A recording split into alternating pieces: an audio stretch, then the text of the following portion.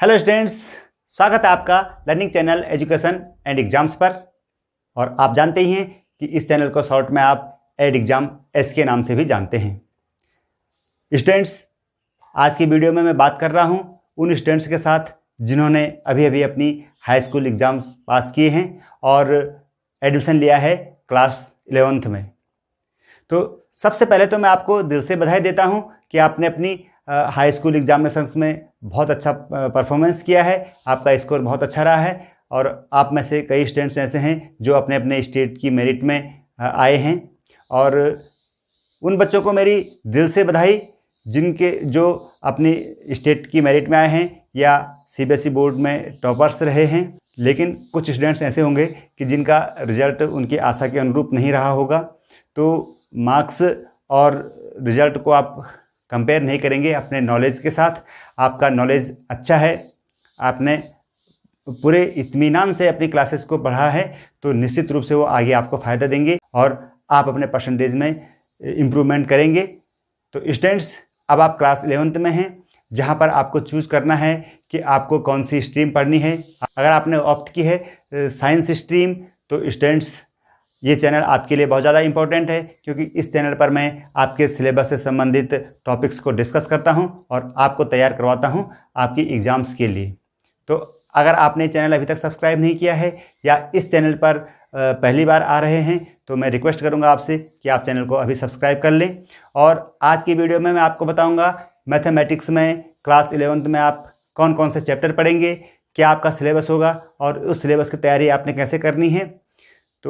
तो इस वीडियो को लास्ट तक देखेंगे और अगर आपको वीडियो पसंद आया तो इसको लाइक भी करेंगे। तो स्टूडेंट्स, क्लास 11th में आपके पास साइंस स्ट्रीम में भी दो ऑप्शन होते हैं। आप मेडिकल ब्रांच में जाना चाहते हैं तो आपको बायोलॉजी प्राइमरी सब्जेक्ट के तौर पे लेना होता है, और अगर आप नॉन मेडिकल ब्रांचेज में तो आप फिजिक्स, केमिस्ट्री और मैथ्स को ऑप्ट कर सकते हैं। तो दोनों स्ट्रीम्स के स्टूडेंट्स के लिए ये चैनल बहुत इंपॉर्टेंट है, क्योंकि अगर आप इंजीनियरिंग ब्रांचेज में हैं, मैथ्स ग्रुप में हैं, तो आपके लिए फिजिक्स और मैथ्स दोनों की स्टडी मैं यहाँ पर लेकर के आता हूँ। और अगर आप बायोलॉजी ग्रुप से हैं तो भी आपको इंटरमीडिएट में फिजिक्स एक इम्पोर्टेंट सब्जेक्ट के रूप में पढ़ना पड़ता है। इस चैनल के माध्यम से मैं आपकी मदद करने वाला हूँ। तो आज मैं बात कर रहा हूँ मैथमेटिक्स के सिलेबस पर, और अगले वीडियो में हम बात करेंगे फिजिक्स के सिलेबस पर कि आपको फिजिक्स में किस तरह की स्टडी क्लास 11th में करनी है। मैथमेटिक्स की सिलेबस की बात करें तो आपके क्लास 11th के सिलेबस में 6 यूनिट्स हैं। यूनिट फर्स्ट है sets and relations, unit second है अलजेब्रा, यूनिट थर्ड है कोऑर्डिनेट ज्योमेट्री, इसी प्रकार यूनिट फोर्थ है कैलकुलस, यूनिट फिफ्थ है मैथमेटिकल रीजनिंग और यूनिट सिक्स्थ है स्टैटिस्टिक्स एंड प्रोबेबिलिटी। तो स्टूडेंट्स, इनमें से बहुत सारी यूनिट्स ऐसी हैं जो आपने पिछली कक्षाओं में भी पढ़ी हैं, उन्हीं की एडवांस फॉर्म आप पढ़ेंगे, और कुछ ऐसी यूनिट्स भी हैं जिनको आप क्लास 11th में पहली बार टच करेंगे। प्रत्येक यूनिट को कुछ चैप्टर्स में डिवाइड किया गया है। तो अगर हम सेट्स एंड रिलेशंस की बात करें तो यहाँ पर 3 चैप्टर हैं। पहला चैप्टर है सेट्स, जिसे हम सेट थ्योरी भी कहते हैं, समुच्चय सिद्धांत। सेकंड चैप्टर है रिलेशंस एंड फंक्शंस, फंक्शन और उनके बीच का रिलेशन पढ़ना है हमने। और तीसरा है ट्रिग्नोमेट्रिक फंक्शंस, यानी त्रिकोणमिति। और त्रिकोणमिति को आपने क्लास 10th में पढ़ा है, इसकी बेसिक्स को। उससे आगे के एलाइड एंगल्स और भी फॉर्मूले आप ट्रिग्नोमेट्रिक फंक्शंस में पढ़ेंगे, जो है आपकी यूनिट फर्स्ट में। यूनिट सेकंड, जो कि आपके सिलेबस का मैक्सिमम पार्ट को कवर करता है, इसमें 6 पार्ट हैं, चैप्टर 4 से लेकर के चैप्टर 9 तक। पहला चैप्टर है principle of the mathematical induction. इसके बाद अगला है complex number and quadratic equations. फिर इसके बाद है लीनियर इनइक्वालिटीज। 7वां चैप्टर है परम्यूटेशन एंड कॉम्बिनेशंस। 8वां चैप्टर है बायनोमियल थ्योरम और 9वां चैप्टर है sequence and series. Principle of mathematical inductions यानी गणितीय आगमन का सिद्धांत आपके लिए एक नया चैप्टर होगा क्लास 11th में, जिसको आप ध्यानपूर्वक पढ़ेंगे। 5वां पार्ट है complex number and quadratic equation. तो स्टूडेंट्स, क्वाड्रेटिक इक्वेशन आपने क्लास 10th में पढ़ी है, और अगर आपको याद होगा तो वहाँ पर आपने क्वाड्रेटिक इक्वेशन का डिस्क्रिमिनेंट निकालना सीखा था। और फिर आपने पढ़ा था कि अगर डिस्क्रिमिनेंट 0 या 0 से बड़ा होता है तो क्वाड्रेटिक इक्वेशन के जो रूट्स हैं वो रियल रूट्स होंगे, और अगर डिस्क्रिमिनेंट बिलो 0 है यानी कोई नेगेटिव नंबर है, तो वहाँ पर हम पढ़ते थे कि इस इक्वेशन के मूलों का कोई एग्जिस्टेंस नहीं है, उनका अस्तित्व नहीं है। तो अस्तित्व नहीं है का मतलब ये है कि उनके जो रूट्स थे वो रियल नहीं थे, यानी कि उनके रूट्स इमेजनरी थे। तो इमेजनरी रूट्स को जब हम आगे पढ़ेंगे तो हमारे पास एक और टर्म आती है, उसको हम बोलते हैं कॉम्प्लेक्स नंबर। तो कॉम्प्लेक्स नंबर हम पढ़ेंगे और ऐसी क्वाड्रेटिक इक्वेशंस पढ़ेंगे जिनके रूट इमेजनरी होते हैं। चैप्टर 6 है लीनियर इनइक्वालिटीज़, ये नया चैप्टर है, इसको इंटरेस्टिंग चैप्टर है, आप इसको पढ़ेंगे। 7वां पार्ट है परम्यूटेशन एंड कॉम्बिनेशन, एक और इंटरेस्टिंग चैप्टर आपकी अलजेब्रा में है, जहाँ पर क्रमचय और संचय आप पढ़ेंगे। और 8वां है बाइनोमियल थ्योरम, तो बाइनोमियल पॉलिनोमियल आपने पढ़े हुए हैं क्लास 9th में, इसी पर एक बाइनोमियल लेंगे हम और उसके बारे में इस डिटेल में पढ़ेंगे। और 9वां है सीक्वेंस एंड सीरीज़, तो इसका इंट्रोडक्शन भी आपको क्लास 10th में दिया गया है, जहाँ पर आपने अर्थमेटिक प्रोग्रेशन पढ़ी थी।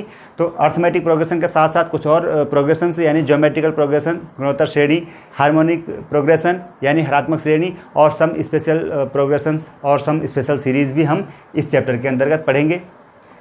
अब बात करते हैं यूनिट 3 की, तो ये है कोऑर्डिनेट ज्योमेट्री, निर्देशांक ज्यामिति। इसका इंट्रोडक्शन भी आपको क्लास 9th और 10th में दिया गया है। उससे आगे पढ़ेंगे स्ट्रेट लाइंस को कोऑर्डिनेट में कैसे पढ़ेंगे हम। और अगला चैप्टर है 11th चैप्टर कॉनिक सेक्शंस, तो शंकु के परिच्छेद के रूप में हम इस पाठ को पढ़ते हैं। और शंकु के परिच्छेद में हमारे पास आते हैं पैराबोला यानी परवलय, हाइपरबोला यानी अतिपरवलय, एलिप्स दीर्घवृत्त, और सर्कल यानी वृत्त की बारे में हम पढ़ेंगे, उनकी समीकरण, उनकी स्टैंडर्ड्स और जनरल इक्वेशंस हम पढ़ेंगे। और इसके अलावा भी बहुत कुछ इसमें पढ़ने जा रहे हैं। और 12वां चैप्टर है जो कोऑर्डिनेट ज्योमेट्री से रिलेटेड है, वो है इंट्रोडक्शन टू 3D ज्योमेट्री। तो जब आप कोऑर्डिनेट ज्योमेट्री क्लास 10th में पढ़ते थे तो किसी पॉइंट के आपने 2 कोऑर्डिनेट पढ़े थे, एक्स और वाई, क्योंकि वहाँ पर हमें 2 डायमेंशनल ज्योमेट्री को पढ़ा था। यहाँ पर हम पढ़ेंगे किसी पॉइंट का 3 डायमेंशनल शेप भी हम लेंगे, और तब हम उसके कोऑर्डिनेट को पढ़ेंगे एक्स, वाई और जेड।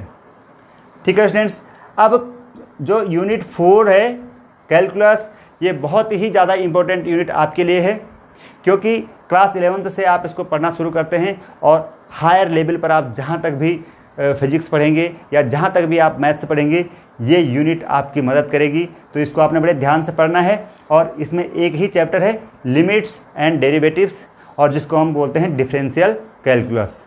तो इसको भी स्टूडेंट्स आपने पढ़ना है अपनी क्लास 11th में। और अगर आप डिफरेंशियल कैलकुलस को क्लास 11th में अच्छी तरह से समझ गए तो क्लास 12th में आपको पढ़ना पड़ता है इंटीग्रल कैलकुलस, तो वहाँ पर आपको कोई प्रॉब्लम नहीं आएगी। यूनिट 5 है मैथमेटिकल रीजनिंग, और मैथमेटिकल रीजनिंग एक बहुत ही इंटरेस्टिंग चैप्टर है। अगर आप कम्पिटिटिव एग्जाम्स की तैयारी करते हैं, वहाँ पर एक क्वेश्चन पेपर लॉजिकल रीजनिंग का और मैथमेटिकल रीजनिंग का आता है। तो अगर आपने यहाँ से अच्छे से समझ लिया है तो आपको वहाँ पर बेनिफिट मिलता है। लास्ट यूनिट है स्टैटिक्स एंड प्रोबेबिलिटी, जो क्लास 9th 10th में भी आपके पास थी, और उसी को हम आगे बढ़ाएंगे, मीन मीडियन मोड निकालना सीखेंगे, और इसके अलावा प्रोबेबिलिटी पर कुछ और एडवांस स्टडी हम करेंगे क्लास 11th में। तो स्टूडेंट्स, ये है आपका 100% सिलेबस, जो कि जनरल सेशन के लिए होता है। लेकिन प्रेजेंट ईयर में यानी 2021 सेशन के लिए एक तो स्टडी आपकी देर से शुरू हो रही है, और दूसरा कोविड आउटरीच के कारण CBSE बोर्ड ने ये डिसीजन लिया है कि इस सिलेबस को 30% तक रिड्यूस कर दिया जाएगा। कुछ चैप्टर या कुछ टॉपिक्स हटाए गए हैं ताकि आप कम समय में अपनी स्टडी को कंप्लीट कर सको। तो CBSE बोर्ड ने तो डिक्लेयर कर दिया, अदर स्टेट बोर्ड्स ने अभी डिक्लेयर नहीं किया है, लेकिन संभावना है कि 30% उनका भी सिलेबस रिड्यूस होगा।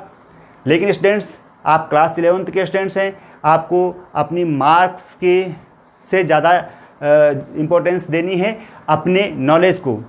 तो मैं आपको सजेस्ट करूंगा कि यद्यपि बोर्ड ने 30% सिलेबस रिड्यूस कर लिया है, लेकिन आप कम से कम एक बार 100% सिलेबस को कवर करें, और फिर जब आप अपनी परीक्षाओं की तैयारी करें तब उस 30% सिलेबस के बारे में सोचें जो हट गया है।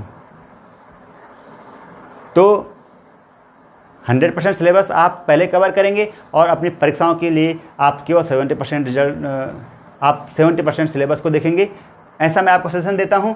तो मैं बता देता हूं आपको कि वो कौन से चैप्टर हैं जो इस सेशन में आपको नहीं पढ़ाए जाएंगे, जो उस 30% के अंतर्गत हैं जिसको डिलीट कर दिया गया है। तो स्टूडेंट्स, सेट्स और रिलेशंस में तीनों चैप्टर आपको पढ़ने हैं। इसके कुछ इंटरनल टॉपिक्स हैं, उनको हटा दिया गया है, तो उनको हम तब डिस्कस करेंगे जब हम इन चैप्टर्स को पढ़ रहे होंगे।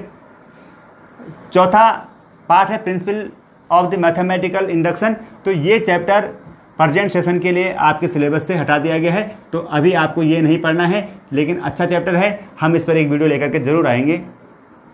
इसके अलावा जो ये 8वां चैप्टर है बाइनोमियल थ्योरम, जिसको मैंने बताया था कि ये बहुत इंपॉर्टेंट चैप्टर है, लेकिन ये प्रेजेंट टाइम में आपके सिलेबस से हटा दिया गया है। और ये चैप्टर क्यों हटाया, ये इसका मैं सही लॉजिक नहीं समझ पाया हूँ, क्योंकि बाइनोमियल थ्योरम बहुत ही इंपॉर्टेंट टॉपिक है आपके लिए। अगर आप कॉम्पिटिटिव एग्ज़ाम्स की तैयारी कर रहे हैं तो इससे बहुत सारे प्रश्न आपको पूछे जाते हैं, और अगर आपको आगे आपको इंजीनियरिंग की स्टडी करनी है तो वहाँ पर भी इस चैप्टर को पढ़ा जाता है। तो बाइनोमियल थ्योरम पर भी एक वीडियो में लेकर के आऊँगा और आप उस वीडियो को ज़रूर देखिएगा। इसके बाद कोऑर्डिनेट ज्योमेट्री में तीनों चैप्टर आपको पढ़ने हैं, इनके कुछ इंटरनल टॉपिक्स को हटा दिया गया है, उसको हम बाद में चर्चा करेंगे। और ये जो यूनिट है 5वीं यूनिट यानी कि मैथमेटिकल रीजनिंग, तो मैथमेटिकल रीजनिंग की पूरी यूनिट यानी पूरा पार्ट प्रेजेंट सेशन में आपके सिलेबस से हटा दिया गया है। तो इस प्रकार से प्रिंसिपल ऑफ मैथमेटिकल इंडक्शन आपको नहीं पढ़ना है, बाइनोमियल थ्योरम नहीं पढ़ना है, और मैथमेटिकल रीजनिंग नहीं पढ़नी है, और बाकी और चैप्टर से भी कुछ टॉपिक हटा दिए गए हैं। तो अगर आप 11th की तैयारी को लेकर चल रहे हैं तो ये टॉपिक हटा दिए हैं, लेकिन आप ब्रॉड सेंस में अगर आप लेंगे, आपको 12th की तैयारी करनी है और वहाँ पर भी आपने 100% मार्क्स अचीव करने हैं, तो आपको मैं सजेशन करूँगा कि आप सारे सिलेबस को पढ़ें, 30% के फेयर में न पढ़ें। तो स्टूडेंट्स, जिस प्रकार से आपने हाई स्कूल में अच्छा अचीवमेंट किया है, उसी प्रकार से आप इंटरमीडिएट में भी करें। इसके लिए अब मेरी तरफ से आपको शुभकामनाएं। इस चैनल को आप देखते रहें और पढ़ते रहें। अगले वीडियो में मैं बताऊंगा आपको कि आपकी फ़िज़िक्स में किस प्रकार का सिलेबस है और कैसे आप तैयारी करेंगे फिज़िक्स में अच्छे मार्क्स लाने के लिए। और एक और चीज़ मैं आपको बताऊंगा कि हाई स्कूल में जो आपने साइंस पढ़ी है, उसका अगर आप कंपैरिजन करेंगे इंटरमीडिएट की फ़िज़िक्स और केमिस्ट्री से, इवन बायोलॉजी से, तो आपको बहुत बड़ा अंतर देखने को मिलेगा। यहाँ पर आपको डीप स्टडी करनी है और अधिक मेहनत करनी है, तभी आप अपनी सफलता को दोहरा सकते हैं। अब बात करते हैं मैथमेटिक्स के जो मार्किंग स्कीम है। तो स्टूडेंट्स, मार्किंग स्कीम आपके पास 100 नंबर का 100 मार्क्स का एक क्वेश्चन पेपर होता है आपके पास, और इसके भी 2 पार्ट होते हैं। 80 मार्क्स का आपका रिटन एग्ज़ाम होता है, और बाकी जो 20 मार्क्स होती हैं वो आपका इंटरनल असेसमेंट होता है। उसमें आपको पीरियोडिक टेस्ट भी हो सकते हैं, यूनिट टेस्ट भी हो सकते हैं, और मैथमेटिकल एक्टिविटीज़ के बेस पर भी आपको 20 मार्क्स दिए जाते हैं। तो आपकी जो बड़ी तैयारी है वो इस 80 नंबर के लिए है। इस सिलेबस से उसको कवर करना है आपने। तो चैनल को अभी सब्सक्राइब कर दीजिए और देखते रहें इस चैनल पर अपलोड किए जाने वाले वीडियोज़ जो हैं आपकी सिलेबस से रिलेटेड, क्लास 11th मैथमेटिक्स से रिलेटेड, क्लास 11th फिजिक्स से रिलेटेड। तो आज के लिए बस इतना ही। मिलते हैं जल्दी ही नए टॉपिक के साथ, जहां पर हम पढ़ेंगे फिजिक्स के सिलेबस की डिटेल्ड जानकारी। तो तब तक के लिए goodbye, take care and stay at your home and be safe.